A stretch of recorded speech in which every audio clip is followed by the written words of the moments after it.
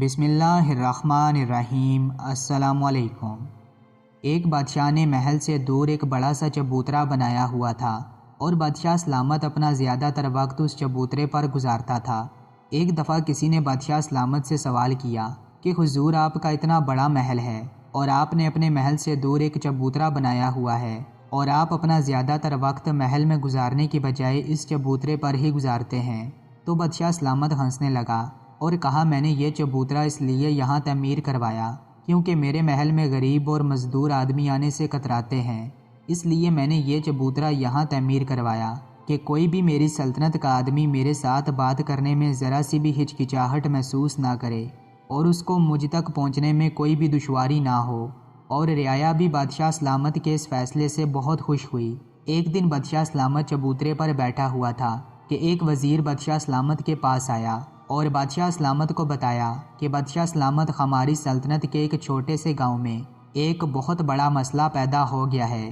بادشاہ سلامت نے پوچھا کہ بتاؤ کون سا مسئلہ پیش آ گیا ہے۔ وزیر نے کہا، بادشاہ سلامت، جب اس گاؤں میں کسی جوان کی شادی ہوتی ہے تو سہاگ رات کو ہی دلہا دلہن کو طلاق دے دیتا ہے، لیکن اس بات کا راز ابھی تک نہیں کھلا کہ آخر طلاق دینے کی وجہ کیا ہے۔ یہ سن کر بادشاہ نے کہا کہ ایک یا دو کی طلاق ہونا شاید اتفاق کی بات ہوتی، لیکن اب معمول بن گیا ہے تو یہ کوئی اتفاق نہیں۔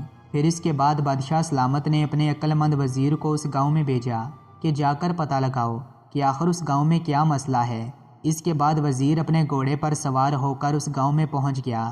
جب وزیر اس گاؤں میں پہنچا تو اس نے پورے گاؤں کا چکر لگایا، لیکن وزیر کو کوئی بھی سراغ نہ ملا۔ اس کے بعد وزیر اس گاؤں کے بزرگ کے پاس گیا اور اس سے پوچھا کہ کیا تم اپنی شادی میں کوئی عجیب و غریب رسم و رواج کرتے ہو؟ تو اس بزرگ نے کہا کہ ہمارے دین میں رسم و رواج شامل نہیں ہیں۔ جب وزیر کو اور کوئی راستہ نہ ملا تو وہ اپنے سپاہیوں کو ساتھ لے کر اس گاؤں کے تمام شادی شدہ نوجوانوں کو پکڑ کر بادشاہ سلامت کے پاس لے گیا اور بادشاہ سلامت سے عرض کیا، بادشاہ سلامت، آپ ان سے معلوم کریں کہ آخر شادی کی پہلی رات کو انہوں نے اپنی بیویوں کو طلاق کیوں دے دی۔ یہ سب سننے کے بعد بادشاہ سلامت نے اپنی ننگی تلوار ان کے سامنے رکھ دی اور ان نوجوانوں سے پوچھا کہ تم نے ایسا کیوں کیا؟ جب ان سب نے بتانے سے انکار کر دیا تو بادشاہ سلامت نے اپنی ننگی تلوار اپنے ہاتھ میں لی تو ان نوجوانوں میں سے ایک نوجوان بولا، بادشاہ سلامت، ایک غیرت مند شوہر ایک ایسی بیوی کے ساتھ کیسے رہ سکتا ہے جو شادی سے پہلے ہی اپنا کنوارا پن کھو چکی ہو؟ یہ سن کر بادشاہ بڑا حیران و پریشان ہوا اور اپنے وزیر کو حکم دیا کہ جاؤ اور لڑکیوں کے گھر والوں کو لے کر آؤ۔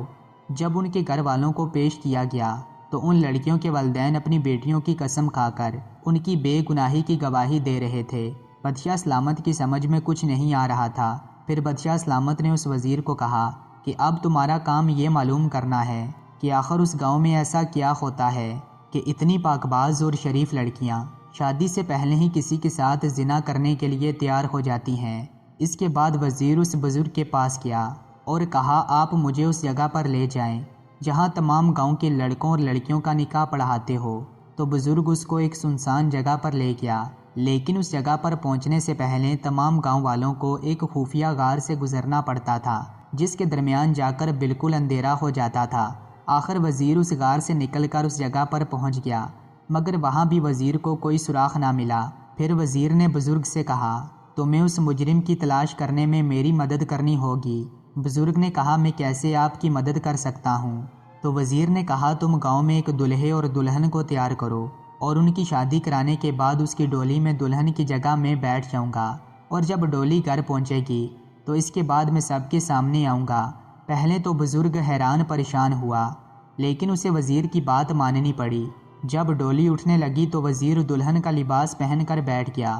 جب ڈولی اس غار کے درمیان سے گزری تو اچانک اندھیرا چھا گیا اور 3 خطرناک شکل کے آدمی سامنے آئے، جن کو دیکھ کر ڈولی اٹھانے والے نوجوان وہاں سے ڈر کر بھاگ گئے۔ انہوں نے ڈولی کا دروازہ کھولا اور وزیر کو باہر نکالا، لیکن وزیر لڑکیوں کے لباس میں تھا اور دلہن کی طرح منہ پر دوپٹہ ڈالا ہوا تھا۔ جیسے ہی انہوں نے وزیر کے منہ سے کپڑا اتارا تو وزیر کو دیکھ کر ان کے پیروں تلے سے زمین نکل گئی اور وزیر نے اپنی تلوار نکالی اور ان کو وہیں ڈیر کر دیا، لیکن ان کے سردار کو پکڑ کر بادشاہ کے پاس لے آیا۔ جب اس سردار کو بادشاہ سلامت کے سامنے حاضر کیا گیا تو بادشاہ نے اس سے سوال کیا کہ کیا تم وہی ملعون ہو جو گاؤں کی تمام لڑکیوں کی عزت کے ساتھ کھیلتا تھا؟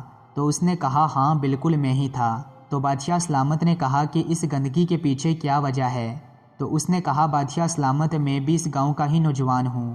ایک دفعہ میں اپنی بیوی کو چھوڑ کر باہر کاروبار کے سلسلے میں چلا گیا اور پیچھے میری بیوی کو اکیلا پا کر اس گاؤں کے لڑکوں نے میری بیوی کے ساتھ زیادتی کی۔